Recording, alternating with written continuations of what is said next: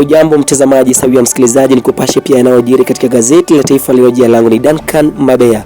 Mada kuu ikiwa ni mwili wa Raila ulivyopenyezwa bungeni.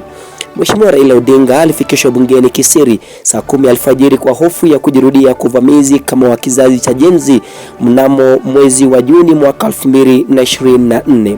Mpango wa kumpa Raila heshima za mwisho bungeni ulifanywa kwa siri kali kiasi kwamba hata wabunge wengi hawakufahamu. Mdokezi asema hata hangedhubutu kumfichulia mkewe.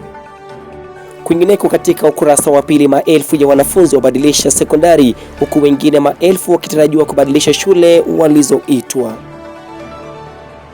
Na mpasipo kukoma katika ukurasa wa pili, mchaka wa Krismasi wazagaa kote huku shughuli za kawaida zikisimama, wananchi wengi wakisafiri kwa wingi kusherehekea sikukuu katika sehemu tofauti.